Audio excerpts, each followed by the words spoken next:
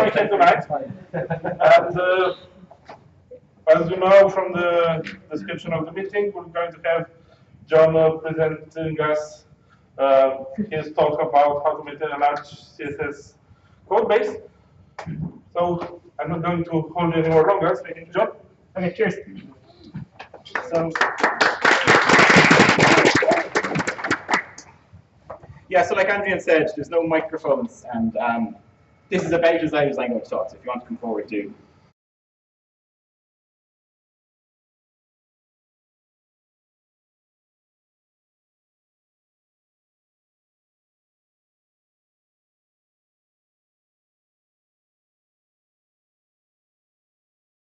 Hi, so my name's John, and I work in a startup company over at Marion Square called Adaptome, and we do educational software. So you can see this type of thing here. The kids do their lessons into the computer, and the computer corrects it for them and tells them, lets you know how they're getting on and what they should learn next, so that they carry on. And so we're going to talk about maintaining a large CSS code base. So where this comes from is about 2 years ago, we set up our demo product in about 30 or 40 schools. And we put a lot of thought into like the educational side of it, what content, what questions would be good for the kids, and built the interface very quickly in a hurry. And as we tried to work away on that then, it was the type of thing you could almost be sneezing at it fall apart. Like you're afraid to touch it, it was so bad. So over the summer holidays 1 year, we decided we'd do a proper job rebuilding the interface. And we did a good bit of reading on what was considered the best practice for building maintainable interfaces, and then just a bit thinking ourselves on what are the general good practices that are applied in any code base and trying to apply them into our CSS. So that was 2 years ago, and what this talk now is letting you know how we got on over the course of 2 years, what we found good, what we found bad. So we're going to have the first part of the talk, we'll go through kind of technical details. The main CSS architecture, I won't say frameworks, but ideas or systems. There's object-oriented CSS. There's these scalable modular architecture for CSS and inverted triangle CSS, yeah, kind of the same thing, really. And then a few things that we do ourselves that we find quite good, but we haven't seen mentioned in the literature anywhere. And throughout all of that, I'm going to focus on mistakes we made, things we did wrong, because I think that's where most of the learning is. I won't go too much into the details of how you implement them, so you can kind of read that up online. And then, yeah, over the while, we kind of come to realize that more than half of your problems don't have a technical root. They have some kind of human root in them. So there's a non-technical side to this as well. The work practices you need to follow, how and when to do your refactoring, code reviews, deployments, things like that. So I'll go through that at the end as well.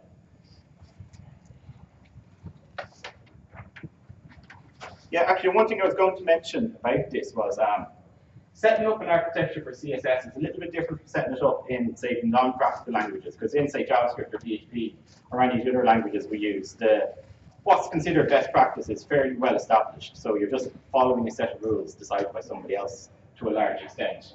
Whereas here, there doesn't seem to be any well-established good practice with CSS. So we're kind of figuring out a lot of this as we went along ourselves, and that was a bit fun too. So, where am I? Yeah, so I'll jump straight into technical stuff. Object-oriented CSS, that's one of the main frameworks or ideas floating around how to organize your CSS. I think the best way to understand this is to have a look at a thing called atomic design. So atomic design says, as much as possible, you don't want to be designing pages or features. You want to spend your time designing individual reusable components. I have no idea who Stephen A is. I presume he's involved in setting up atomic design. So instead of saying I'm building this page, you spend your time saying, okay, I'm designing what our buttons should look like. Okay, now I'm designing what our form elements should look like, how our paragraphs should look, how our headers should look, how our headers should look in relation to our paragraphs. And once you've all of that done, you've kind of got a design system built. And then when you go to build an individual feature, you find that most of the work is actually already done for you.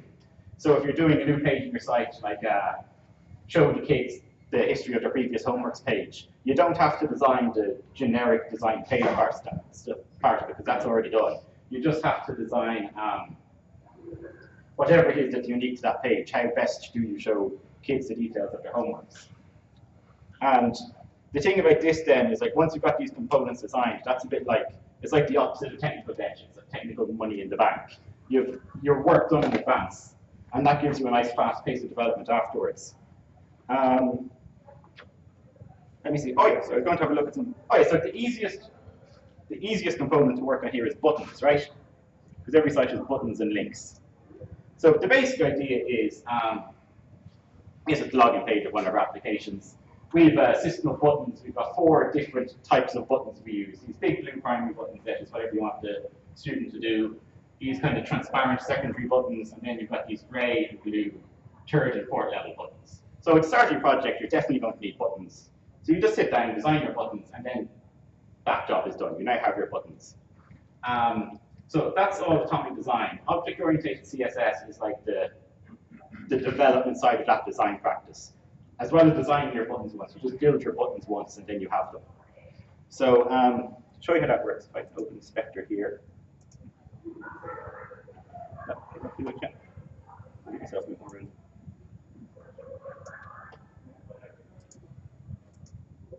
So basically, I don't know if you can read that. No. Okay, well, the idea is we have a class button-1, and I can apply that class button-1 to any element, and that element will then look like a primary button. It's perfectly simple and straightforward. I can change that if I want to button-2, and it changes to a secondary button, but everything else stays the same. I can change it to button-3, button-4, you get the idea. And now it's a 3rd level button, but everything else is the same. So we have this class button-1, add that to an element. That element now looks like a primary button. And that's the basic idea of object-oriented CSS. You just build your buttons once, and then you have your buttons to reuse whenever you want. When you describe it like this, it sounds like the most obvious thing in the world. Of course, you should do that. Everyone does that, or everyone should do that. But it's actually, you do need to make a conscious effort to work that way. The more natural way of working is feature by feature, page by page, because that's how work comes into you. So what you'll often see people doing is on this button, they'll have a class called login button or something like that. And then on that selector, they'll add in all the styles for the login button. So all of these button-1 styles here, they make it look like a button-1, and also the layer styles to make it appear in the correct place. That's your login button, they're all your login button styles. If you do that, it's very difficult to reuse those styles. If you want another button somewhere else to look like your login button, you have no way of reusing those styles other than copy and pasting them to the new one. And you end up with many versions of the same code across your code base. And equally, if you want the button to another button on another page to appear in the same place but look differently, again, you're just copying and pasting your layout styles. And see, the thing is, even when I say that, that still sounds really obvious. It sounds like what you should do. But we intentionally try to do this. We intentionally look for components, try to componentize the work. And still, half the time we go back and go, oh, actually, we forgot to do it that time. We forgot to do it this other time. So here's a good example now. This is the student account page for teachers where they can manage who their students are. We built this page, I'd say, more than a year ago at this stage. And so you have a button here you can press, brings up a pop-up that says, I'm sure you want to keep the student from your class. And you'll notice this button doesn't follow the rules of our buttons. And when we designed this page, it didn't even occur to us that we were breaking our own rules. We just thought, oh yeah, the X is nicer than, instead of having the word delete there, it's nice to have an X. Users don't need to read it, it's obvious, it's easier to localize everything else. So we designed a button. It completely passed our attention that we were breaking our own rules, and that really what we should have done was said, oh, you know what? When we were designing our buttons, we didn't think of the case where we want to use an icon for a button. We should have gone back, designed a system for using icons as buttons, and then we'd have that as a reusable thing. But instead, we had, like I said, we added the class delete button to this, added the delete button styles to it. So even when you're trying to componentize your work, you still forget to do it. And generally, our experiences at the start of a project, or when you sit down saying to yourself, okay, I am now building components, you remember to build components. When the feature comes in, you're doing it. You tend to build that feature and forget that you're meant to componentize your work. So it's something you just need to keep a constant eye out for. This kind of thing happens. So here's another part on the mobile page. You press this button here, and the box comes up and says, oh, is there an error in this question? Do you want to report this question? So we built another icon, kind of similar to the first one, but not quite. Here's another page. If you look closely, there are 4 more icons used as buttons on this. 3 of them in a completely different style, in this kind of wireframe style. One of them in a kind of pictograph style, not like the ones we used previously either. And even if you look at the wireframe styles, there's a lack of consistency between them. The border outline of this is different thickness to the border outline of that, which is kind of similar but not the same as the border outline of this. So what we've done, and these are 6 examples, we probably have 24 examples of these, and we've done basically the same piece of work 24 times. Not done it as well as we would have done it if we just done it properly in the first place. So we've ended up spending a huge amount of time, or at least a lot more time than we should have spent, doing poor quality work instead of doing good quality work once. And that's the basic idea of object-oriented CSS. Do the work, do good quality work once, and then you get the benefit of doing that going on. If you're constantly doing up individual components, you'll never style a button as nicely as part of some bigger project where there happens to be a button than you would do if you just spent 2 days sitting down styling your buttons. Buttons should have 6 states. They have a resting state, a focus state, an active state, a hover state, a pause state, and a disabled state. Okay. And I went back and checked some of these earlier. So this guy has a hover state. This guy goes red when you hover over him, and he doesn't have any of the other ones. This guy doesn't even have a hover state. And this guy, so if you're this guy, it's gray and takes his primary cover on hover. This guy has his primary cover already and doesn't do anything on hover. And none of these icons they're all nice. I mean, they're all good icons. And even as a group, they're not terrible. But there's inconsistency between them, and you don't get the quality there that you would have gotten if you just done it properly once. So that's kind of the idea of object-oriented CSS. Yeah, quick look at the notes here.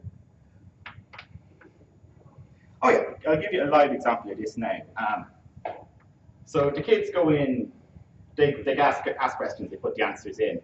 And one of the things we're doing now to be ready for next September is we're nicing up the form elements. So we use the default radio buttons, things like that, which are a little bit ugly. So we're styling them up nicely. And styling up form elements is something I'm always quite nervous of. Not using the default ones, it goes wrong more often than it goes well. So if you try to build radio buttons quickly as part of some other project, they'd end up working really badly. So this is the type of thing. The motivation for doing this is we want to be able to color them in green and red to show the kids who got the question right or the question wrong. So the question there in the 3 states. The initial stage where they just get shown their question. Here they got 1 wrong, so you get the second chance, and now if you use up your second chance, this is the end of it. So these are disabled, you can still use them, and then the first one. And then, so you're doing this, we do this entirely separate from our main application. Do this up in CodePen. There's a button you can press up there somewhere that shows you all the cross-browser stuff, tells you if you've broken any cross-browser rules. You can check, I hope this works now, all of the keyboard shortcuts you expect to work, which is something that oftentimes you'd miss if you're just doing the custom form elements. So that's the way it is. Design things as small and as componentized as you possibly can. Then you have them nice and you can reuse them forever on. So then you can take that up a step. And now this is if there were pictures in the questions that the kids were choosing from. You'll notice it's the same buttons, and now once we have the buttons done nice, we can kind of take it up a step and do a bit nicer again. So that's kind of the idea behind it. Do the work properly once.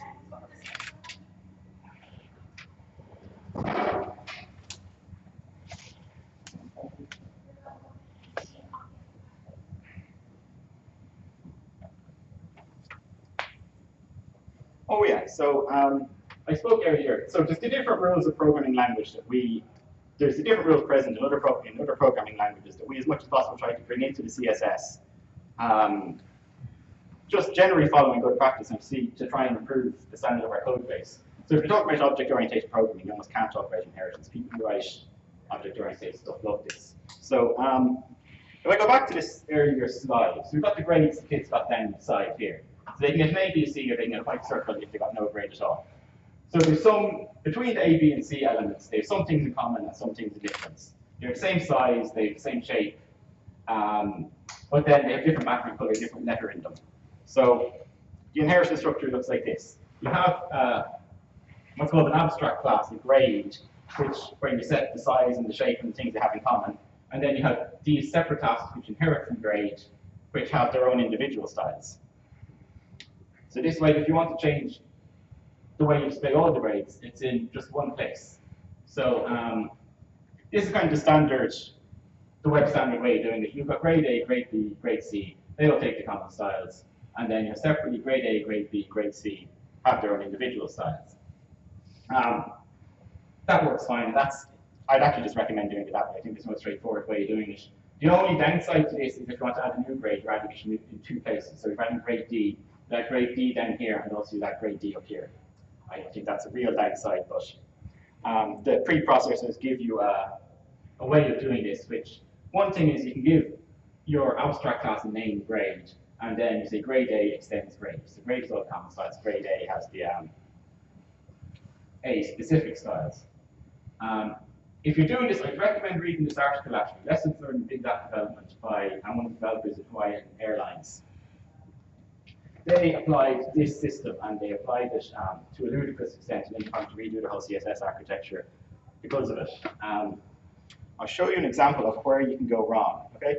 So if you go back here, grade A, grade B, grade C, if you're written a sharp out, you'll notice that these icons over here have a lot in common with the icons over there. So there's duplication styles between these two. So what you could say is that these icons on the right, there's 4 of them in total, blue tick if the kid got the question right, if they had to go but didn't get it right, a few other states. And this tells you the kid, their status anyway. So they have their own inheritance structure as well.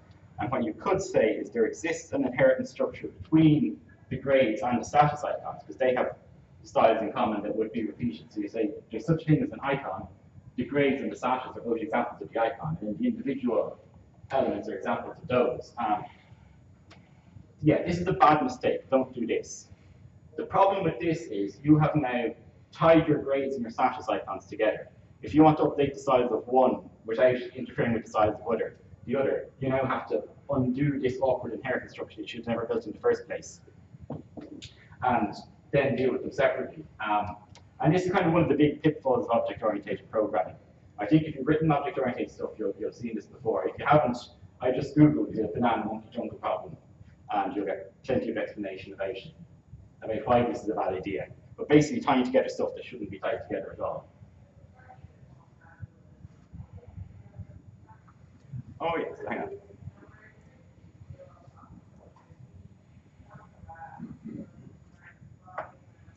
So up to now, I've been describing working with objects of just one element big.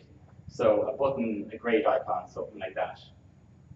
But really where you want to get the benefit is to have bigger objects made up of the smaller objects. So have whole parts of your page like Lego bricks or like already made Lego houses. You can just take and click in and say, all right, I want one of these things. So our first attempt at it was this notification box here. We have, so to make this box here is what we're looking at. To make this box appear, we have a particular HTML template, a few HTML elements in the correct order. There's classes applied in the correct places to make it display like this. And we have that away in its own template. And so we use Angular, but all front-end frameworks will have some way of doing this, of injecting into it the things that vary notification by notification. So we inject into it an icon, background color for the icon, and the text of the notification. So the thinking was now, okay, we've built this. Next time we have a notification, we won't have to build this again. We have this already built. We'll just be able to inject in a new icon, a new color, a new piece of text, and great, that will speed up our development. But what actually happened was, next time we had a notification, it looked like this, right? So the same before, an icon, a background color, a piece of text, and also a button. So we're saying, okay, when we built our notification earlier, we didn't anticipate the need there would be a button. That's fine. We'll go back, we'll refactor the notification thing.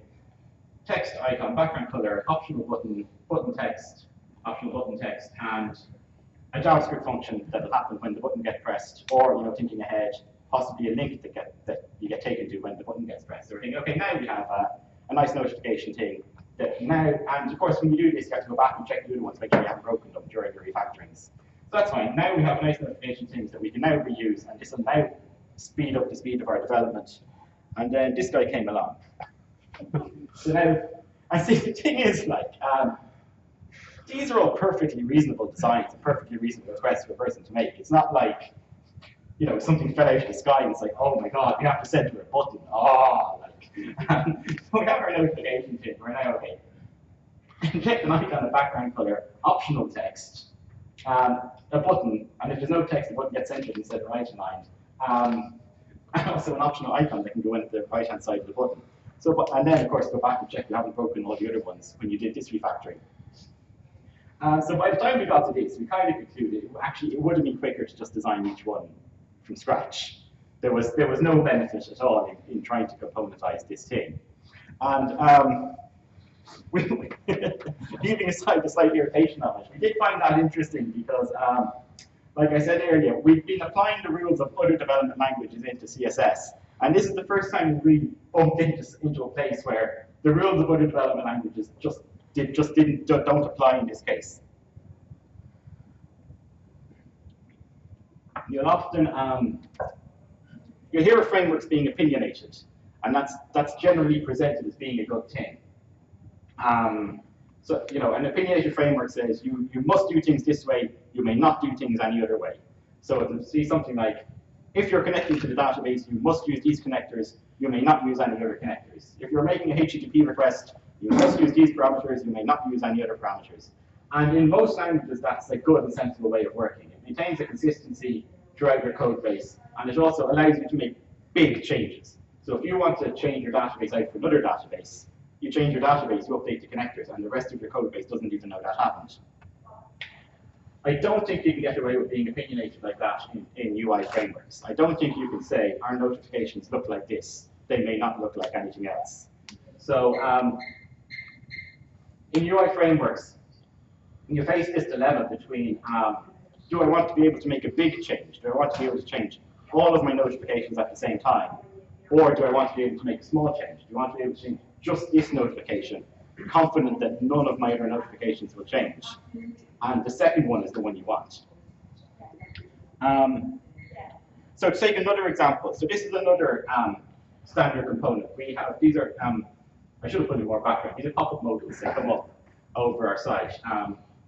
I'd say we have about 100 of these. We have absolutely loads of these. We, at the start and end of every student's lesson, they get this kind of motivational text. And what motivational text to give a student is a whole field of study. Did they do well in the last lesson? Do we think they'll do well in the next lesson? There's some algorithm that goes into and pops out, okay, let's keep going, is the correct phrase. So about 100 of these. They all look roughly the same. This one and this one are the same. We use them as well for kind of nice, those pop-ups I mentioned earlier. Are you sure you want to meet the student? You're about to resume a lesson, things like that. They all look roughly the same, but they're all different enough that trying to componentize them would be a complete pain in the neck. And we didn't even try to do it. So what we do with these is, we start off in the same place as before. We have an HTML template with the elements all in the correct place, the class is added to it that will give you a blank looking one of these.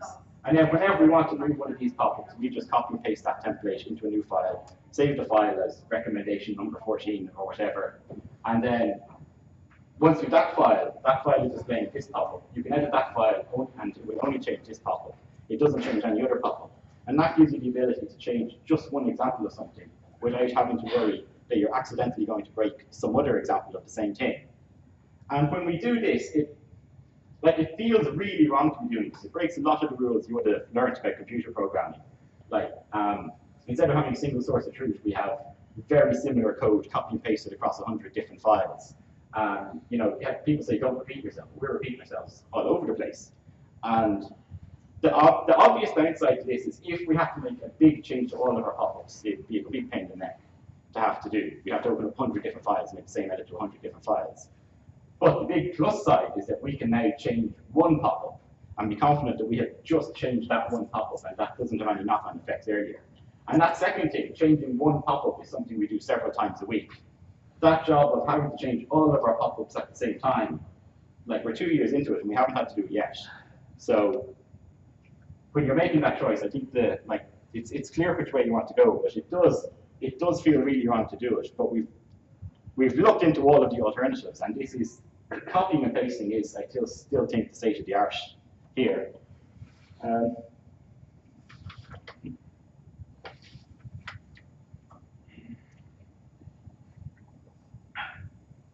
So the other main framework is the wrong word. I don't know what it is. The other main philosophy for CSS development is this thing, Scalable Modular Architecture for CSS. There's a book you can get about it, or Inverted Triangle CSS. There's lots of articles on that, and they have the same basic idea in them. It's worth pointing out that these don't contradict object-oriented CSS at all. if anything, they're both different shades of the same thing. They just put different emphasis onto stuff. And the big idea in both of these is that some of your selectors should have a very broad reach and very low specificity. So your reset styles apply to every element. You will have something like, HTML body, font size 16, and then, pardon me, the whole of your site inherits font size 16. They apply to every element, but they have a very low specificity. Any other element can override them if they want to. So there's some styles that apply everywhere, but can be overwritten very easily. And then there's the opposite of that. There's some styles where you just go in and you say, that thing exactly there, I want that one to look, I want it to have this style, and for that to just apply to this style. So that has a very low reach, it's a reach of only one element, with a very high specificity. You want that poking at one element to override any other global styles that might exist. That's the basic idea to this. And yeah, it's a good system, it works quite well. The only change we've made to it is, forgive my Photoshop skills here, we've drawn a big split in the middle. There's a big gap between local styles and global styles, right? Local styles are taking out an object or a page, a pop-up, a notification box, something like that, and saying, I am working on this notification box. Whatever things I type in here should apply just to this notification box and to nowhere else. And then your global styles can apply to the whole site. So that will include your buttons and things, where a change to one button, if you decide you want all your buttons to be 10 pixels wider, you make that change, your buttons all get 10 pixels wider, and then across the whole site you have to be a little bit worried, have I not displayed or back here? And then local styles, so most of your work is in local styles, and you really want to be able to just open up one thing, work on that one thing, confident that you're only ever changing that one thing. And that's quite a fast and nice way of working, because you make a change, look at it, make a change, look at it, and be confident that you haven't had any accidental knock-on effects. So the way we achieve this is, where am I going? I'm into more slides here. Oh yeah, so scoping. I skipped ahead and talked about scoping a little bit. So scoping is where do your styles apply? You want them to apply, for local styles, you want them to apply just the thing you're working on. Global styles, they can apply across the whole site. So the way we achieve this, firstly, is we add a namespace, so we add scope to each page. So for every page, they didn't have the login page here. We have div ID equals login page. And then in our CSS, we have hash login page, and all styles of the login page go in there. So now, this is the only place we use ID selectors in our whole code base. So we know, firstly, ID selectors outrank class selectors. So we know that these styles are always going to outrank the global styles, which are done using classes. And then secondly, we know that no other element has ID equals login page on it. So we know that whatever we write in here only applies to the login page and doesn't apply anywhere else. So you get that double separation that you want. The local styles can't leak out into the global namespace, and the local styles always outrank the global styles. So when you're working on the login page, you can always override the global style if you want to. For components which aren't pages, like header, footer, sidebars, other reusable things, we have a class of them instead of an ID. And then you put all of the styles in here. This gives you the effect that you have a descendant selector. So any style in here is like .notification.icon. So that's a 2-level class selector. And descendant selector then will always outrank a single-level class selector. So you get the same effect I mentioned before. These styles always outrank your global styles. Your global styles can never outrank, these styles can never leak outside of here, and they always outrank your global styles. So the same double effect as before. And you get the nice handy little effect that your page styles outrank your component styles. So if you want to change a particular component on a particular page, you can do that. So if, I don't know, you want to disable the link to the login page on the login page, you can override that if you need to.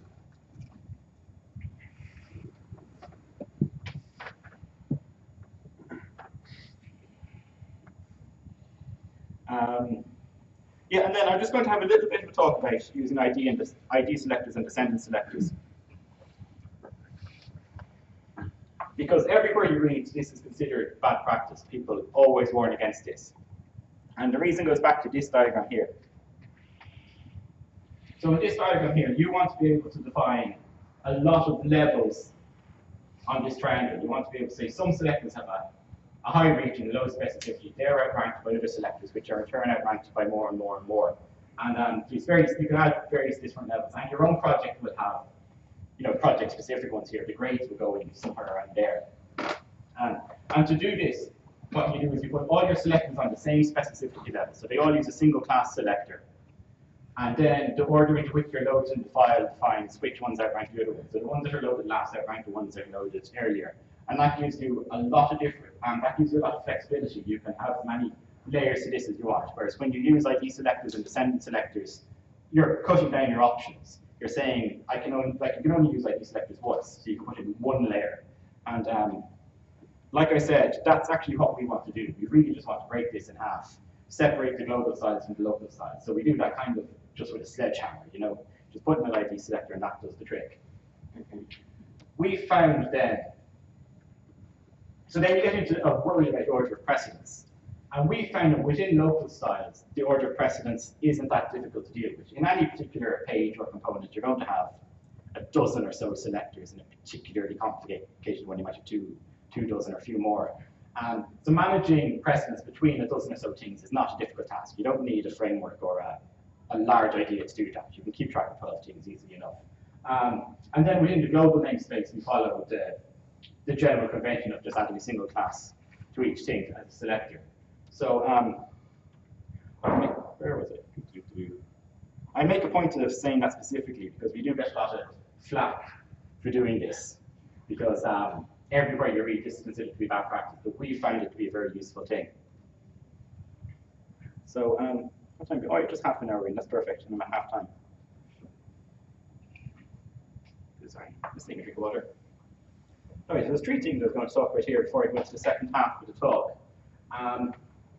The first thing I'm going to do is you'll notice that there's very little actual CSS code in this first half of this talk. There's even less in the second half. I'm deliberately keeping this at kind of at a high level, how you should organize a project as a whole. Now, there's a whole separate job in coding your CSS. There's actually building the interface, designing individual elements, getting to look correct, getting to appear in the correct place. I haven't got any of that in this talk, but next month, a colleague of mine, Amy here, is going to give us a talk on exactly that, how to write your individual selectors, how to implement what I'm talking about here today. That was my first thing. My second thing, just a cheap plug. We have an opening for an intern UI developer. It's a paid position for 3 months. If you know anyone or if you're interested yourself, please do get in touch. And then the third thing I want to talk about is the role that a UI team plays in a company. Now, the first role is quite obvious. The job of the UI team is to build the interface, and having a nice interface is a nice thing to have. But there's a second role that we think we've discovered as well. And I think this is best explained with an example. So last year, we've got transition year kids in doing their transition year course. And this is a peculiarly Irish thing, where you have a spread of different abilities of kids in the same class. You've got some very bright kids and some kids who are struggling a bit with content, all in the same class. And we give the kids reports and feedback on how they're doing. And it was a bit mean for the weaker kids. It was a bit too obvious for them that they weren't getting on as well as some of their friends. And especially when homeworks are being assigned. Some of them were breezing through it, getting a bit green, well done, you're brilliant. And others often were like, oh, you didn't get that one finished, you didn't get that one finished, you didn't get that one finished. And they were really, and the kids, they were quite demotivated by the product, and they didn't like it. And we were kind of getting this in the neck from our client then. So when you have a situation like this, the advice is you're supposed to ask why 5 times. So you're like, oh, the kids are demotivated. Why are they demotivated? Because they're doing the content they're struggling with. Why are you doing content they're struggling with? Because the teacher has to give one content for the whole class. And we do this, and we get to the underlying problem is teachers trying to set one homework to cover a wide spread of students. So we decided what we'll do to fix this is we'll allow a teacher to set what we call a target homework. Teacher picks a target, try to work to get this piece of work done. The bright kids can do it straight away. The weaker kids, they'll be recommended some revision that would help them to understand this. And then that revision will count towards their homework as well. So everyone will be working in roughly the same direction. The stronger kids getting the harder work, the weaker kids getting recommended their revision. So we decided that would be a really good thing. That would be a thing that would really improve our product to be able to direct the kids through their learning paths this way. And like in an adaptive learning company, that's kind of what we sell ourselves as. And it was a change that we really wanted to do. But when we looked at it, it's a change that would have taken us, say, 2 or 3 months to do properly. And we did want to do this properly. But we had a client kind of impatiently tapping their foot at us going, come on, when are you going to fix that thing? And the temptation in that situation is to kind of do a half-assed job of something, to rush it to get the client off your back. And I think especially, probably in all companies, but especially small companies where you have big clients, you can face this kind of a dilemma where there's important work you want to do that bring you long-term benefit to your product. And there's this urgent work that you have to do because somebody's nagging you about it, or there's a contract that's being held up and you have to do this work. And if you spend too long doing the urgent work, you never get the important work done. And you're just, you're constantly busy, constantly chasing yourself, but never progressing as a product. So what we decided to do in this situation was, we went back to, you asked why 5 times. We said, we'll just go back to the first why. And we said, oh, the kids are demotivated. Okay, fair enough. There's a lot of stuff you can do to improve a child's motivation just on the interface, without touching any of your big data models of how we map their learning or anything like that. So we've just brought in a few things. So instead of having a binary, you finished your homework, you didn't get your homework finished, we put in a kind of a progress bar. So it was like, well, you finished your homework, and you got 80% of the way to finishing your homework. And then as they went through the work, you could see the bar going along, and you got the sense of achievement, even if they stumbled up on the hard questions at the end. We did a few other kind of cheap things, putting in like, spinning stars and things like that, just so they got, when they got some questions right, they were like, yay. And that doesn't solve the underlying problem. The kids are still doing learning content that's not quite appropriate for them. But it took the urgency out of the situation. The kids who had disliked the product, they now liked it a bit more. The client was happy with this. And also when you're in kind of a new field that's not quite settled yet, people are kind of, they're betting on the future of the project as much as they are betting on the current state of it. So being able to show yourself moving in the right direction was a good thing too. And we decided that that's the role, that's the second role a good user interface team plays. The interface is the part of the product that people look at, that the clients look at, that the users use. If you can solve a problem, or at least ameliorate a problem on the interface, you can then buy a lot of time for the rest of the development team to do their work properly. That takes a lot of pressure off everybody else. What we call this in work, we call it the offensive line. It's in, in American football, there's the quarterback who gets the ball, and I don't know what, eventually throws it. And in front of him, there's like 4 or 5 big fat heavy guys, and they're like, you have to get through me first. They're called the offensive line anyway. I looked it up. They can't hold off. They can't hold off the other team forever, but they can hold off the other team for long enough to give the quarterback time to make his move. And that's the role the UI development team plays as well. When things come in, if you can do something on the interface, that settles people down, and that buys you time to do another job properly. So the one we're doing at the moment is when the kids finish their lessons, it takes about 5 seconds for our model of their learning abilities to update before we can give them their next recommendation. And we're setting up this new parallel processing, auto-scaling, fancy, she hasn't gone on about it, kind of taking to speed that up to less than 1 second. But I said, well, listen, in the meantime, I'll just stick a 5-second long animation at the end lesson. That'll keep the kids' eyeballs busy for 5 seconds, which is not a difficult job. And then that leaves the time. That means that we can do the bigger job during the summer holidays when we have a bit more room, rather than being under pressure to get something done now to get this awkward pause out of the system. A third thing we do that's a little bit sneaky is you get in lots of little requests from clients, especially in the foreign languages, change this translation to that translation, make that header a little bit bigger, move this from here to there, that type of a thing. We like to get them done and sent back to the client on some kind of a QA area as quickly as we can, right? So they send us a request. A couple of days later, we send them back something that they need to do. And now they're in a position where they need to do something. That kind of puts them onto the back foot a little bit. They don't have their work done, so they're reluctant to send you any more requests, while they still haven't approved or gone through the set of previous requests. So it's a little bit sneaky, but we like to keep the client on the back foot that way, just buying time for the development team. And yeah, and like I was saying, that's, I think, the second role a good UI team plays in a company. Which I don't think gets, I've never seen it written down in that literature, but we found it to be quite a useful thing. So that's the end of my halftime rant. See if I mentioned everything. Yeah. So I'm going to go into kind of non-technical considerations now.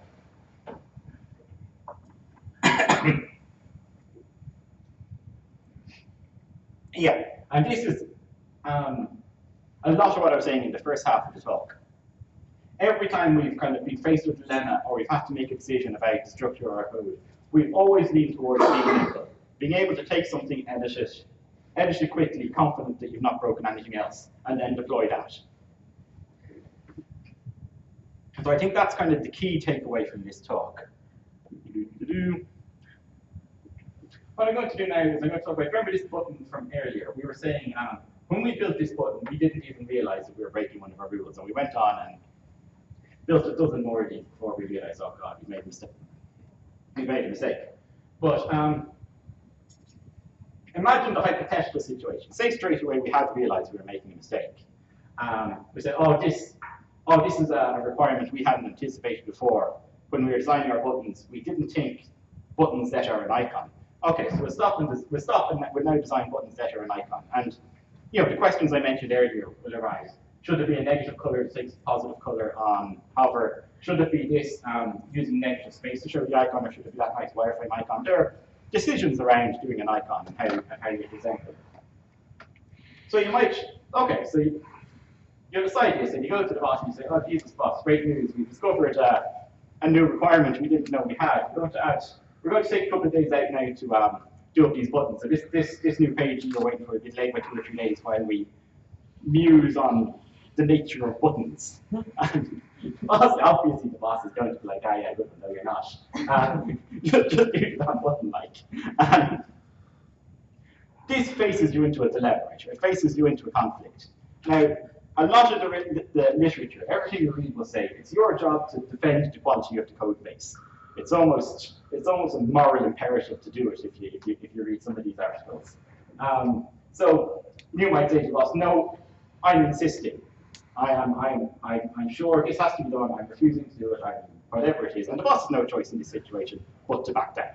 The boss can't do the button himself. If you insist, he has to go with what you say. He has to go away to the client or go away to wherever and say, oh, there's some technical difficulty arose and that will be a few days late. So you've won your fight, but the boss has gone away thinking, Jesus, your man, he's unreliable. You know what he needs? He needs micromanagement. I'm not going to let this happen again. And that's not a good outcome, even though you might have won your fight. Now, the alternative to that, probably more likely the boss wins the fight. That's why he's the boss. So the boss gets the button designed, and the developer goes away feeling disempowered. Everything I read online tells me that I'm supposed to defend the code base, and if I don't do it, well, then I'm not a professional, and now I haven't done it, or I hate my work, and all this, and you lose pride in your work, you become demotivated. If you lose that fight a few times too often, you're going to end up quitting. So neither of those are a good outcome. But you do need to do something. So what you do is you just build the button as it is, and then you just note down, oh yeah, okay, I did a quick job on that button, but we need to go back. We need to get the chance to go back and do that again. And this is what people call technical debt. This is borrowing time from the future, doing a quick job now, and then you're going to have to go back and do a bigger job of it. And like money debt, that carries an interest payment. The overall length of time you're going to spend on this is longer if you do it that way, if you do a quick job and then a proper job, rather than just doing the proper job up front. So a lot of people, because of that, because there's an interest payment, a lot of people would say, well then, you shouldn't incur technical debt. But that analogy doesn't hold, because people do borrow money. I want a house now. I don't want to save for 20 years and then have a house. So there's no such, it's not that you should never borrow money or you should never incur technical debt. You shouldn't borrow too much money. You shouldn't borrow money without good reason. And it's the same as this here. You're paying an interest rate, and the interest rate, what you're getting for that is avoiding the fight, meeting your deadlines, and keeping your boss happy, keeping your code moving along. So we have developed this idea, which we call a target design. The target design, we say, is what the site would look like if we got a few weeks where there were no new requirements, no new work to do, if we could just go back and fix all these little niggly things that we want to get fixed. So we have our current design. we have our target design, and then we're always working towards that target. You probably never quite achieve it, but once you're working towards it, and once the gap between your current design and your target doesn't get too wide, that seems to be fine.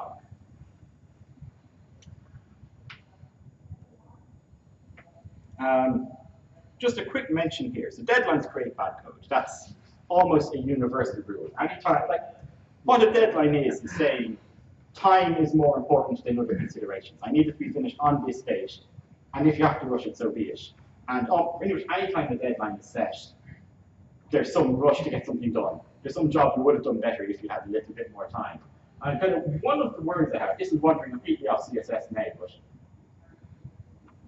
agile processes that seem to be used everywhere pretty much convert every estimate into a deadline. And they say for everything you do, you need to rush a little bit at the end to get it finished. So you rush one thing, then you rush the next thing, then you rush the next thing, and then you end up with an accumulation of technical debt, and then you have too much technical debt, you get overwhelmed by it.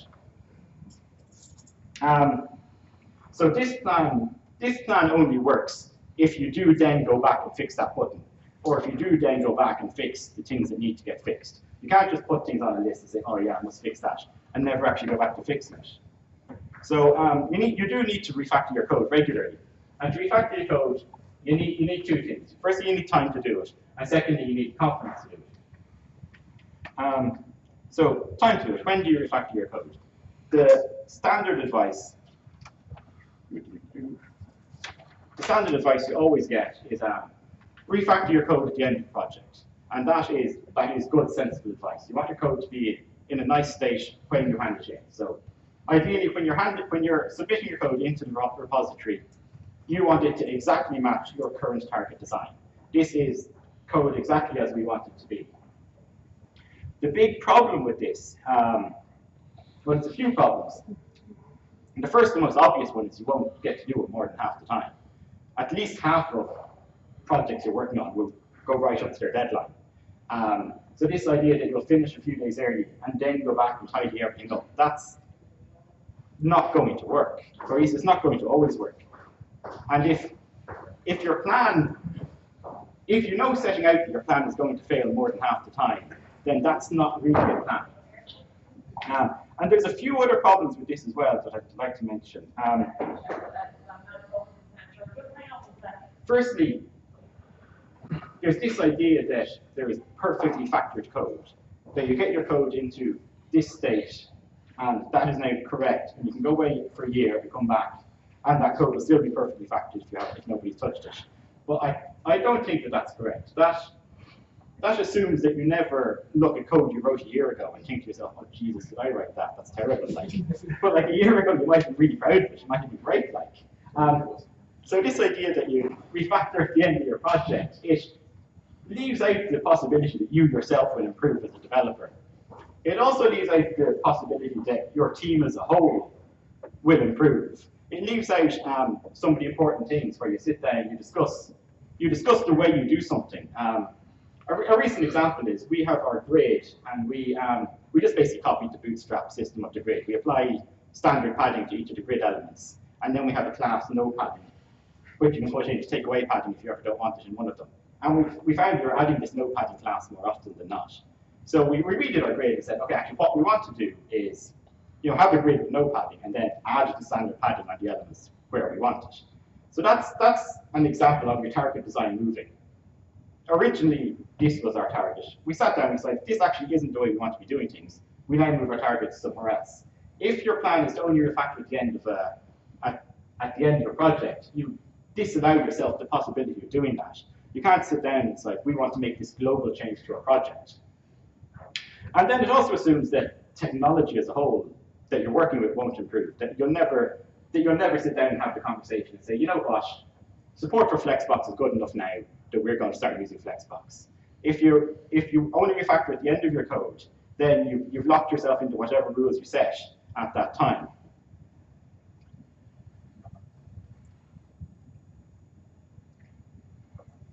And another thing I wanted to mention, this is a bit more general as well, is in the literature as a whole, you'll often see something stated as being best practice. So refactoring at the end of your project is best practice. And then there seems to be the assumption that if you don't meet best practice, you must then fall all the way back to very worst practice. Those are the two things presented. You have absolutely terrible code or you follow best practice. There's very little mention of what to do if you can't achieve the best practice. So if you can't refactor at the end of your project, you're not a bad person, not an unprofessional developer, you just ran out of time on this project. You need a plan to, make a mistake, have something a bit bad, and then go back and fix it. And that's something that I think is missing a lot from the industry as a whole. But so when to refactor your code? The next best time to refactor your code is at the start of a new project. Like the big benefit of refactoring at the end of a project is that you're familiar with the code you've just written. You know where it all is, so refactoring should be fairly straightforward. At the start of a new project, you want to familiarize yourself with the code you're going to be working with. So this act of refactoring, firstly, so you get the code into whatever your current target design is. You get the code into a nice state, and then you go on and implement whatever the feature is. So that act of refactoring at the start, pardon me, gets you familiarized with the code and speeds you up in the rest of your development. And also, this can begin before a project even starts. So if you know that you're going to be doing updating a particular page, but you're still waiting for designs to come in, well, what you can do is you can get out that page. Don't make any functional changes. Just get it into the whatever. Get it matching your current target design. So if there's no icon, replace it with the new icon. If the layout is on the old grid, bring it onto the new grid. Whatever the changes there are. By the time you've done that, you'll be quite familiar with that code. You'll have done the first chunk of the job, and then once the designs arrive in, once you're ready to get started working on it, well then you're going to be nice and quick doing it. And what these two things have in common, refactoring at the start of a project, refactoring at the end of a project, they're both in a project. So if you have a boss who doesn't like allocation time for refactoring, you can sneak refactoring time into the estimate for the project. And also, you're refactoring at a point where there are eyes on the feature. So at the end of a project, people are going to check it, people are going to test it. So if you're a little bit worried about breaking something, that's a good time to do your refactoring, because that's when people kind of half expect something to be a little bit broken, and that's when it's going to be going through some kind of QA process. The other time to do your refactoring is whenever you have some free time. And who has free time? Well, I'm going to show you a chart here, right? This is a graph. I only have one graph, don't worry. This is a plot of, on this axis here, how much of your time you have scheduled to get work done. And on this axis here, it's how long to get done any particular piece of work. So we do our planning once every 2 weeks. So we'll say that's 10 working days. So if you, in that 10 working days, if you write down what you think is 8 days worth of work, you're at 80%, you're here. If you write down 9 days worth of work, you're at 90%. If you write down 9.5 days worth of work, you're about there somewhere. Okay, so this graph tells you two things. Firstly, if you want to keep yourself 100% busy, the only way to do that is have this giant queue of work waiting to get done. Because if you don't have that, if you just have say one thing, if you don't have a queue, if you just have one thing or two things, and that one thing gets delayed, well then suddenly you've no work to do and you can't keep yourself 100% busy. So the only way to keep yourself 100% busy is to have a giant queue of work in front of every person. And the other thing with this chart is quite flat for most of its way, and then it suddenly swings up very quickly. So basically what it's saying is, you can't plan to be above 85, 90% busy without your schedule going completely to pot. And there's a strong mathematical basis behind this. This isn't just something someone made up. This is pretty much established fact.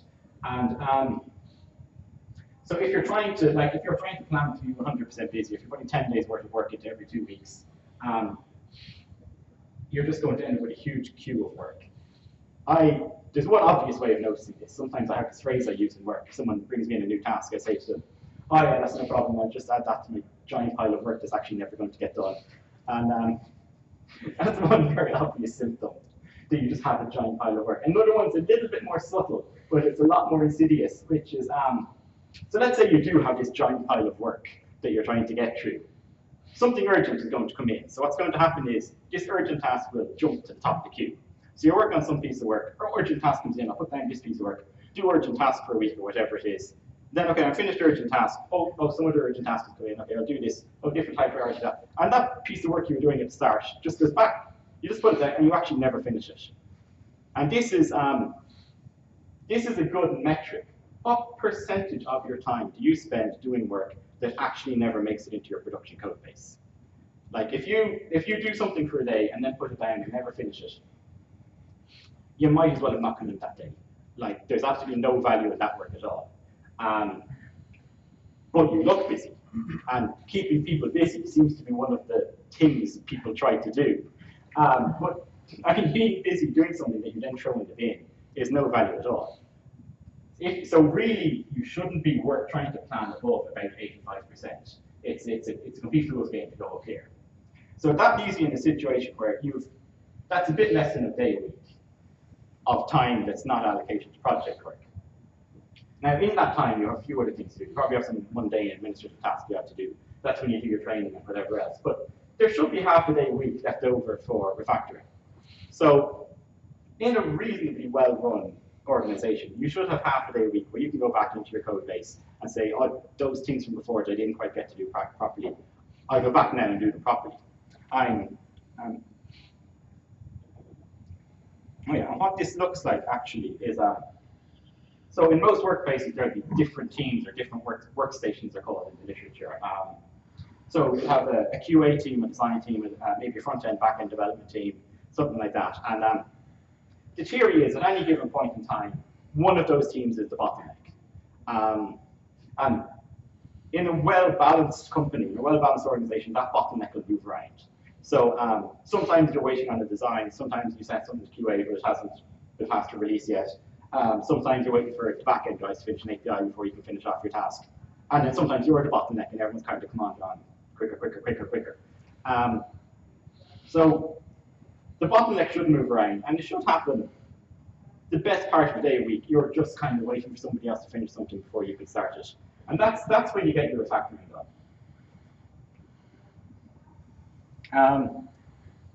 So that's not a quote, that's the title of an article by this guy, Joe Spolsky. I think it's Spolsky, is it? Spolsky, yeah. He made Stack Overflow and Trello and a few other things. He'd be a fairly well-known developer. He's got quite a good blog. And so in this article here, he describes he had a project management software, and the code base was getting a bit tatty. It was getting a bit old. They were half taking thrones out and rewriting it entirely. But he said, I'll tell you what we do. We'll just sit down, we'll just refactor our existing code base, and then see where we end up. So they spent 3 weeks with no feature development at all, just refactoring their existing code base, got them up to the standard they liked. And then they were happy with that. And that took about 3 weeks. So based on one data point, I'm going to say about 3 weeks worth of work is the maximum gap that should develop between your current code base and what your target is. If you had no new features, if you had no new work to do, and you just sat down for 3 weeks doing your refactorings, tidying up things, you should then be able to get yourself into the state you want to be. That should be about the limit, and that sounds roughly correct to me. So at half a day a week, 3 weeks translates to 6 months. So if you have any jobs still hanging around more than 6 months that you've still been meaning to get to, either get to them or admit that your code base is starting to get a little bit tacky, and you need to spend some more time going back and fixing it up. Yeah, so is that the end of this? Yeah, so this is the next point here. So I mentioned if you're refactoring at the start and end of a project, you're refactoring when there are eyes on the project and when people are kind of anticipating there might be a few little bugs or something. But if you're refactoring at other times, if you're just kind of, oh, I've got half an hour to spare, tell you what, I'll move one icon over to the new system. You open it up, you change one icon, push in a new icon, and then put that back in. That takes a certain amount of confidence in how you're working, because what you're doing there is you're making no functional changes. So thing would be the exact same at the end of this piece of work than at the start. And there's a small but not insignificant chance you'll break something. So you're going to get absolutely no credit for doing this, and there's a chance you'll get criticized for doing it.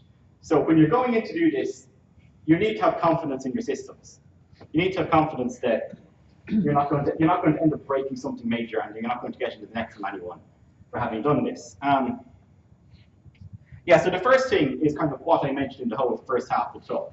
You need to have a robust architecture. You need to be able to open up something, change it, and then close it again, and then be confident that having made that change, nothing else is going to break.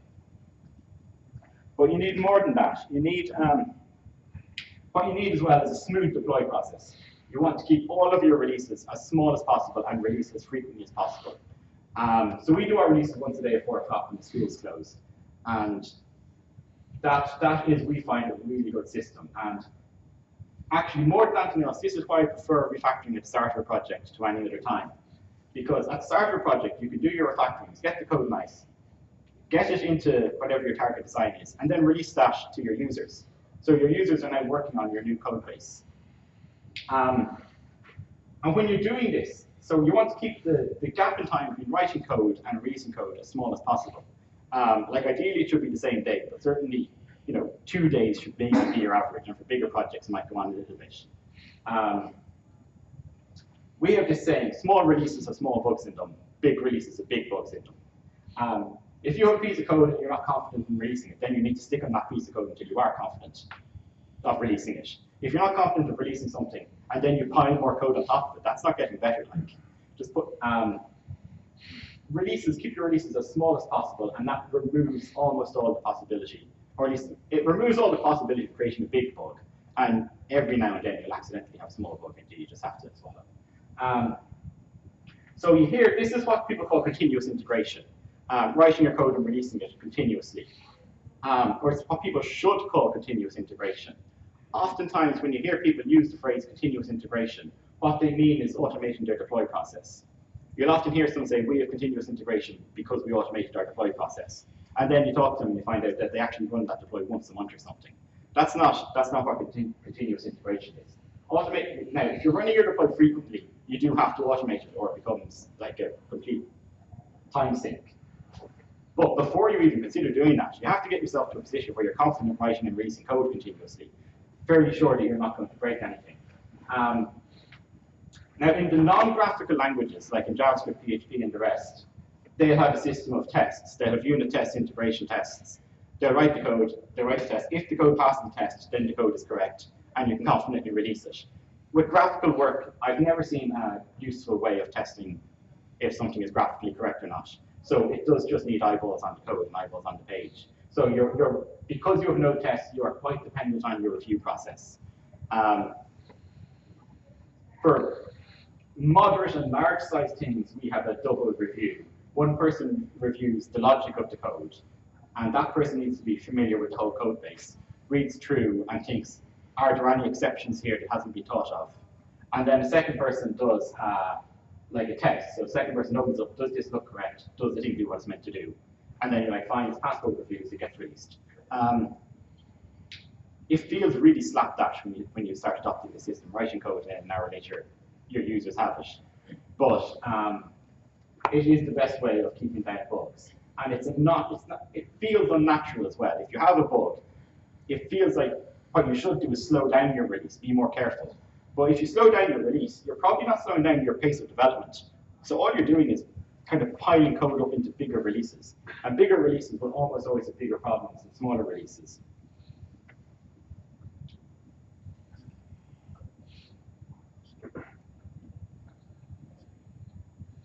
Oh yeah, and then two other things I wanted to mention here. One thing, it's a fairly small thing, but you get value out of your work straight away. You write a piece of code, you deploy it, and then your users have it. And then your users have a slightly better system than they had earlier. And your users kind of like seeing incremental improvements in the system. And like we were talking about debt, we were talking about technical debt earlier. There's another type of debt here, which is doing a body of work. So your company has invested money in doing that body of work. The quicker your users get hold of that work, the quicker the company is getting a return on that work. If you do a body of work and then don't release it for 2 months, well then you basically borrowed money for 2 months. It's just another type of debt. And another thing that this does is it minimizes work in progress. So like I was saying earlier, you might imagine a situation where you start a feature, an urgent piece of work comes along, and you have to put down the work you've done and move on to the urgent piece of work. And that work piece you've put down, there's a very high danger that will never get finished, that will end up getting wasted. But if you're constantly releasing the work, if you're, say, refactoring a start of a project, you do your refactoring, and then you release it, you do your work, and then you release it, then the amount of work you're putting down is quite small. So it allows you and allows your team to change direction much more quickly. And that's part of being nimble again. And the last thing is it avoids messy merges. If you're constantly releasing code into the master branch and then your colleagues are merging back from the master branch, a gap never develops between your code base and somebody else's code base. But if you're both working away in two separate branches for a month and then try to merge them, you can spend a week just doing that merge. So this is an example I wanted to give. So this is a bug we had there a few weeks ago. Now in hindsight, I can tell you exactly how it happened. And just in case you can't see it, you've got, so these are the buttons in the German project the person pressed to do their learning. Our German client didn't get their content authoring finished by the time the school year started, so they have a few things that are still coming soon. German's coming soon, it's coming soon. And you'll notice all of the coming soon things are actually aligned. They're all up half an inch on where they should be. And how this happened is, so I was doing the logical review process. I read through this, I read through the code, and at no point in my head did I say, oh, hang on, some of these German concepts are different from all the other concepts. I need to check them to make sure that they're okay too.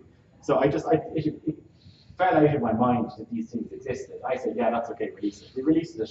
Half a day later, somebody sent us this bug report. Look, half the things are out of wonk. We were like, oh, geez, sorry about that. We fixed it, released that fix straight away, and then just forget about it, okay? There's no point in dwelling over a mistake like that. There's no point in going around criticizing people, and I mean, it was me that did it. So like this way. If you start getting worked up, if you start criticizing people for making mistakes, all you get is people hiding their mistakes. Right? If somebody makes a mistake, assume your work colleagues are rational people. Somebody made an honest mistake, you fix it, and then just move on. That's the end of my talk, seemingly. So if anyone has any questions, summary, good quality work is quicker than low quality work, but you do need to put the investment in up front. And that's it.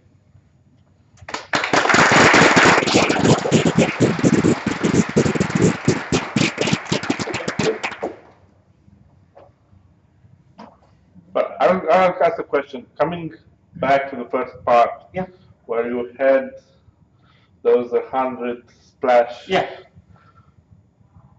Why didn't you go with something like modularize, have a framework, and then have the content? So define an object and customize the content inside instead of repeating the framework of the splash screen each and every time. Oh yeah, well the mechanics of the splash screen are modularized, like the wrappers and things to get it to appear, to get it to slide in from the side and all that. But the content, the HTML content, isn't. Now, what we did consider was modularizing parts of it. I'll go back. Oh yeah, so here they are. What we did consider was modularizing parts of it. The footer and the header are consistent across pretty much all of them. We could have modularized that. But I mean, you're modularizing one header element or maybe 4 elements down here. And we also considered some of them. So there's about 20 of these that are identical. We considered modularizing those 20 into one system. But when we looked at the pluses and minuses of doing that, we just decided that there was actually no benefit. It sounded too much like English grammar, no? In terms of rules and... Yeah. Some rules that apply on 20% of the cases and everything else custom, no? Yeah. And I mean, it's the type of thing you could argue either way. One of the things, now this is an Army-tooled architecture, we quite like. Each of these has a number. And it fits into our work process quite well, that we can say, recommendation number 17, we've decided to change that. So having each of them a different file, a different number on them, fits into our work process, and that's probably the main reason we didn't. And then the bits that we could have modularized just didn't seem worth the effort. Modularizing a header element, I mean, a H3 is already a H3. You don't need to, a H3 with one class on it. There's no point in modularizing that. What is the trade-off? It went to many, right? There were 20 not many of those. That's why trade-off was in favor of doing every single element. Sorry, say that again? Well, I mean, you did every single element of that splash. Yeah. So the trade-off was skewed in that favor because there were not too many. Yeah. Had it been 500, then you'd have to. I'd say so, yeah. And Two of us sat down recently, so these buttons at the bottom, the elements of those, there's like div class equals left button, div class equals right button, and then each side both of them is a button or an anchor. And we looked at this and we said, with clever use of sibling selectors, you could actually remove one of those elements. You could remove div class equals left button entirely, and just have the rule that the first one is on the left, the second one is on the right, and if there's only one that goes into the center. So we said, okay, that's kind of what we'd like to do, but then we said, oh yeah, geez, if we do that, we're going to have 200 of them affected. It's not worth the effort, like. So there are downsides to not modularizing these things as well, but you just have to weigh the upside against the downside, and I mean, the scales, they weren't even close to balancing, like.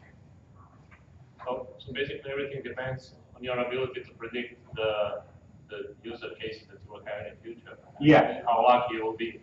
Yeah, and I would err on the side of not trying to predict them. Like, I think you can't anticipate what requirements are going to come down the road, so you just have to put yourself into a position where you can react quickly to them. How many people are involved in the actual build, the CSS and all the components? None. We say one full-time, and I do bits of it. So one in the bit. So like, how you guys get in sync with everything? Oh, well, I mean, there's only two of us, so it's not. Oh, so two. it's not difficult. And to be honest, really, there's only one of us. I only do bits of it here and there. Yeah, I'm using the word team liberally. Sorry. Browser testing. If you're about to tackle quite a large scale CSS project, Yeah. what's your thoughts on where browser testing comes in? How do you start to have those conversations before you actually build it? Before you build it, yeah. You establish that you don't support anything. Yeah, well, I suppose you establish what you don't support straight away. So you pick a version of Internet Explorer and support CSS. We're in an awkward spot where we don't support Internet Explorer 9, but we don't use any CSS that isn't supported by Internet Explorer 9, just in case we go to some foreign market where every school has Internet Explorer 9. But, sorry, to answer your question properly, the first thing is you have to have a sense of what you can do and what you can't do. So once you've been at it for a little while, you get the hang of what the browser quirks are. And once you have your framework kind of established, it's less of a worry. And then you just have to know where you're taking risks. So a huge risk is not using standard form elements, using custom style form elements. That requires a lot of browser testing. Whereas normal day-to-day layouts, you can be fairly confident if it works in Internet Explorer 11 and one of the modern browsers, it works in probably all the browsers. So yeah, and the rule is one person on the team has to use Windows. So one person has to look at the thing in Internet Explorer. That's pretty much it, yeah. I was just curious. Yeah, and like I said, you just have to accept that you might make a mistake sometime and just fix it when you do. Yeah, yeah. Because you wanted to like modularize, like say with your buttons and stuff, you Yeah. to have a modular system. Why didn't you build your upper end a modular system like React or something where everything is componentized from the start? Yeah. So then you could do something like inline styling and stuff. Yeah, well, Yeah. yeah. Well, the answer to this is we started 2.5 years ago when React was just Okay. it was just kicking off. Yeah. It's a big thing. We're talking about target designs. This is our big strategic thing. So we're in Angular, which is irritatingly object oriented. We're rewriting all of our Angular code into a functional style to put us in a position where we could move to React, or I mean, it's probably a year away, so maybe to whatever the next thing after React is. Yeah. Yeah. So, but really, my thinking with all of these things is I refactor the things that annoy me. If something is irritating me, I go back and change it. If something is a bit wrong, but fine, I leave it. And Angular is fine. It's a little bit slower than React. You press a button and then you're like, you can tell there's a 10 to a second delay before it does the thing. But overall, it's fine. Actually, just to get back to that point earlier, the other big browser issue we have is old versions of Chrome. people's phones, the internet that comes on your phone is whatever version of phone existed when you bought that phone. It doesn't update itself, the one that says internet, rather than the one that says Chrome. And that's the other big cross-browser problem. And to a certain extent, we just depend on people telling us, oh, did you know in this phone here, this Do thing? you do fallback Hmm? support? Only a very small amount, no, is the answer, really. But then we don't use anything fancy either. Like, we use as much as possible standard HTML form elements and things, so there's a limit of what can go wrong. Cool. Okay, Dudley. Thank you.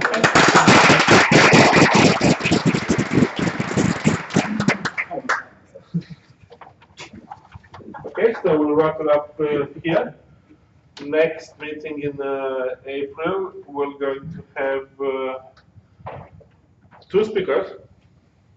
So first one will be, I know it's usually ladies first, but considering that it's a remote speaker, we're going to give him the first slot.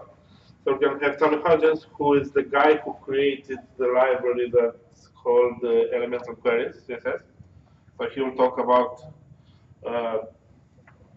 how he got to do that. He also published recently on siteproject.com an article about the story behind Elemental Queries CSS. So if you give it a search, I'll try and put a link ahead for the meeting so that people can get an idea. And the second part. Do the basics well. So you're the one or the little parts in the team. No, Amy's the one. Yeah. So you're the one, and June is the one who's doing the extra on the. I'm back up Amy. Yeah. So have Amy, we're going to talk us more practical. Doing the basics well. Exactly, and let's call it a continuation of the topic started today. Thank you for coming here tonight, and looking forward to see you next time. We're back in the Grand Canal, so that's it. Thank you.